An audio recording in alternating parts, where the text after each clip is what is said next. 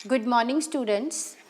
Previous lecture accounting ratios दे असी कल कीता सी कि लिक्विडिटी रेशो दे विच करंट रेशो नूं किस तरह नाल कैलकुलेट किया जांदा आ। स्टूडेंट्स मैं तुहानूं कल करंट रेशो दा फॉर्मूला लिखाया सी। फॉर्मूला की सीगा? Current assets upon current liabilities. कल असी वो सम किया जिहदे विच सानू बैलेंस शीट दे विच करंट एसेट्स और करंट लाइबिलिटीज़ दियां फिगर दित्तियां होईयां सी और उन्हां फिगर्स नू यूज़ करके असी टोटल करंट एसेट्स कैलकुलेट कर लए सी, टोटल करंट लाइबिलिटीज़ कैलकुलेट कर लईयां सी और उस तो बाद उन्हां दोनों नू यूज़ करके करंट रेशो कैलकुलेट कीती सी। अज असी देखांगे कि अगर सानू कैपिटल इंप्लॉयड दित्ती होई आ, करंट एसेट्स और करंट लाइबिलिटीज़ ਜਿਹੜੀਆਂ ਉਹ नहीं ਦਿੱਤੀਆਂ ਹੋਈਆਂ, फिर किस तरीके ਦੇ ਨਾਲ ਅਸੀਂ करंट रेशो कैलकुलेट करनी आ। ਹੁਣ क्वेश्चन की आ? क्वेश्चन 5th क्वेश्चन आ ਤੁਹਾਡੀ बुक ਦੇ ਵਿੱਚ कि ਤੁਹਾਨੂੰ टोटल एसेट्स गिवन ने 6 लाख ਦੇ, फिक्सड एसेट्स गिवन ने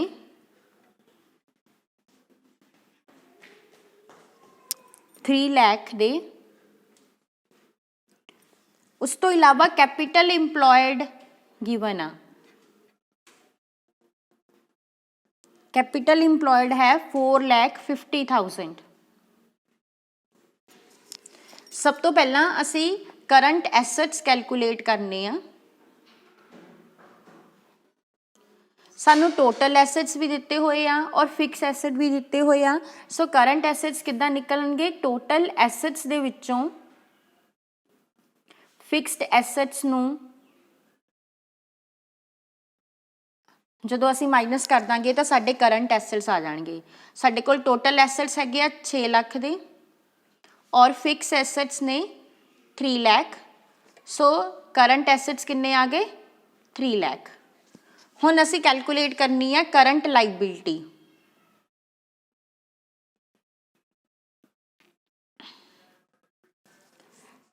जिहड़ी साडी बैलेंस शीट हुंदी आ उहदे विच एसेट्स दा टोटल लाइबिलिटीज़ दे टोटल दे इक्वल हुंदा आ। Minus total assets is equal to total liabilities.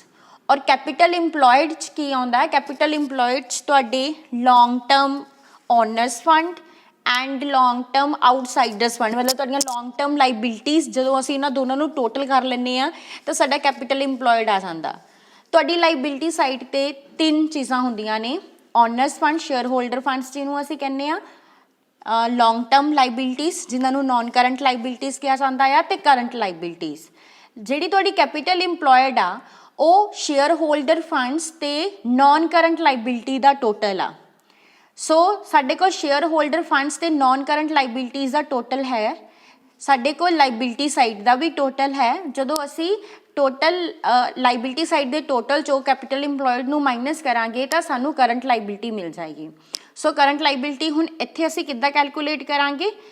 Total assets minus capital employed. तुहाडे टोटल एसेट्स ने 6 lakh, capital employed 4,50,000। So current liabilities आ गई 1,50,000।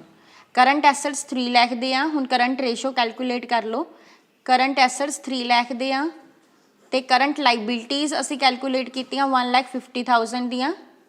सो 2:1 दी तुहाडी जिहड़ी करंट रेशो निकल आई आ।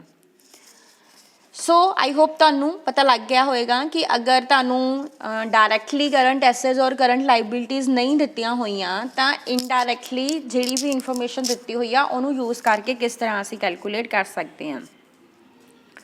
हुण अगर तुहाडे कोल वर्किंग कैपिटल गिवन आ, करंट रेशो गिवन आ ते तुसी करंट एसेट्स ते करंट लाइबिलिटीज़ कैलकुलेट करनी आ तो किस तरह करोगे? क्वेश्चन नंबर 6 है, वर्किंग कैपिटल तुहानू दित्ती हुई आ,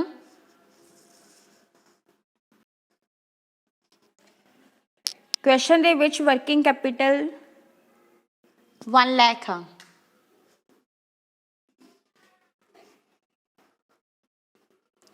और तुहानू करंट रेशो दे दिती आ इन्हां ने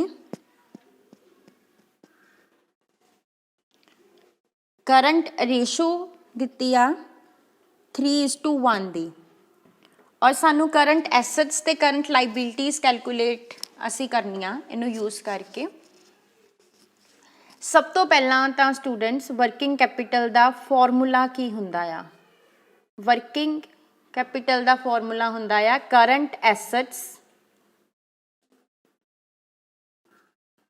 माइनस करंट लाइबिलिटीज़। ਜਦੋਂ ਤੁਸੀਂ करंट एसेट्स चो करंट लाइबिलिटीज़ ਨੂੰ माइनस कर दोगे तो ਤੁਹਾਡੀ वर्किंग कैपिटल आ जाएगी। ਹੁਣ ਸਾਨੂੰ करंट रेशो ਜਿਹੜੀ ਦਿੱਤੀ ਆ ਉਹ 3:1 ਆ। ਅਸੀਂ ਲੈਟ ਕਰਾਂਗੇ करंट लाइबिलिटीज़ इज़ X। ਹੁਣ करंट रेशो ਦਾ ਫਾਰਮੂਲਾ यूज़ करो। करंट रेशो ਦਾ ਫਾਰਮੂਲਾ ਕੀ ਹੈ current assets divide by current liabilities. ਹੁਣ करंट रेशो कितनी दिती है 3:1 सो उत्थे असी आंसर लिख देंगे करंट रेशो का। करंट एसेट्स करंट लाइबिलिटीज़ असी की अज्यूम कीतियां X सो इत्थे असी करंट लाइबिलिटीज़ की जगह X लिख देंगे। सो साडे करंट एसेट्स किन्ने आ जाएंगे 3 multiply by X cross multiply हो जाएगा सो 3X सो तुहाडे करंट एसेट्स आ गए 3X। हुण असी वर्किंग कैपिटल का फॉर्मूला यूज़ करांगे। की फॉर्मूला सी current assets minus current liabilities और वर्किंग कैपिटल तुहानू क्वेश्चन दे विच गिवन है 1 लाख दी। सो वर्किंग कैपिटल तुहाडी हो गई 1 लाख। करंट एसेट्स ने 3X करंट लाइबिलिटीज़ ने X so 3X minus X is equal to 2X and X is equal to 1 lakh divide by 2 50,000। So असी एक्स के नू अज्यूम किया सी करंट लाइबिलिटीज़ नू। सो तुहाडियां करंट लाइबिलिटीज़ कितनियां आ गईयां 50,000 और करंट एसेट्स किन्ने आए सी तुहाडे 3X सो 3X की जगह 50,000 लिख दो। 3 नू 50,000 नाल मल्टीप्लाई करांगे करंट एसेट्स किन्ने आ जाणगे 1,50,000। सो इस तरीके दे नाल साडे करंट एसेट्स और करंट लाइबिलिटीज़ दोनों निकल आईयां। हुण क्वेश्चन की आ कि सानू करंट एसेट्स दिते हुए ने करंट एसेट्स गिवन है 20 लाख दे। उस तो इलावा इन्वेंटरी दिती हुई आ। इन्वेंटरी है 8 लाख और तुहानू वर्किंग कैपिटल गिवन है वर्किंग कैपिटल कितनी दिती हुई है वर्किंग कैपिटल गिवन है 13 लाख और असी करंट रेशो नू कैलकुलेट करना है। सब तो पहला वर्किंग कैपिटल का फॉर्मूला यूज़ करो। Working capital is equal to current assets minus current liabilities. Working capital सानू दिती हुई है 13 लाख। 13 लाख वर्किंग कैपिटल की जगह लिख देंगे इक्वल करंट एसेट्स दिते हुए 20 लाख सो करंट एसेट्स की जगह 20 लाख लिख देंगे माइनस करंट लाइबिलिटीज़ ये असी कैलकुलेट कर लेनिया हुण। So current liabilities is equal to 20 lakh minus 13 lakh.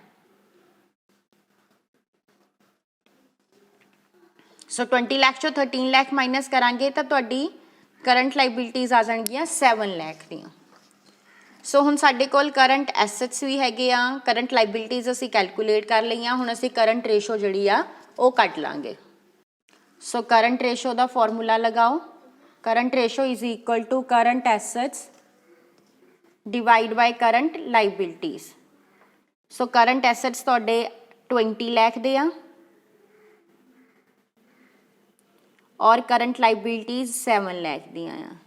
So 20 lakh नूं 7 लाख नाल डिवाइड करांगे तो तुहाडा आंसर आ जाएगा 2.85 इज़ टू 1। सो तुहाडी करंट रेशो आ गई। इसी तरह नाल अगर जे तुहानूं करंट रेशो गिवन है, करंट एसैट्स गिवन आ, तो तुसी करंट लाइबिलिटीज़ भी कैलकुलेट कर सकते हो। करंट रेशो दिती हुई है 2:1 और करंट एसेट्स दिते हुए आ 1 लाख। बहुत ही ईजी आ। करंट रेशो का फॉर्मूला यूज करो, current assets divide by current liabilities.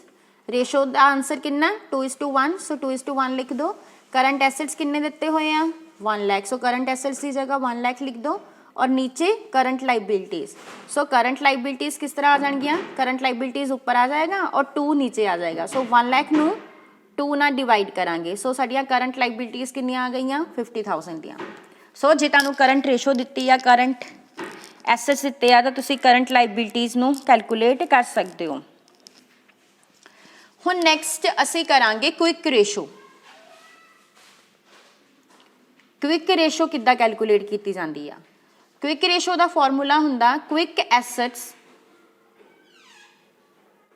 Divide by current liabilities. हुण करंट लाइबिलिटीज़ तो सेम आ जो तुसीं पहला लै रहे सी, बट इत्थे करंट एसेट्स की जगह क्विक एसेट्स आ गए। सो हुण क्विक एसेट्स किद्दां कैलकुलेट कीते जांदे आ? Quick assets is equal to current assets,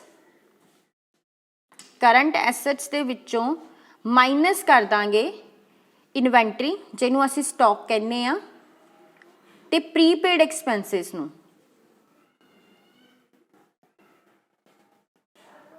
so current assets चो इन्वेंटरी और प्रीपेड एक्सपेंसिस जो दोनों माइनस हो जाएंगे तो साडे आ जाएंगे क्विक एसेट्स। सो उही क्विक एसेट्स नूं इत्थे लिख के और करंट लाइबिलिटीज़ नूं यूज़ करके असीं कैलकुलेट कर लांगे क्विक रेशो। सो स्टूडेंट्स हुण अज मैं तुहानूं ये फॉर्मूला समझा दिता है क्विक रेशो का। कल असीं चंगी तरह नाल बैटर डिटेल च इहनूं डिस्कस करांगे भी किस तरह नाल क्विक रेशो जिहड़ी है कैलकुलेट कीती जांदी आ। Thank you.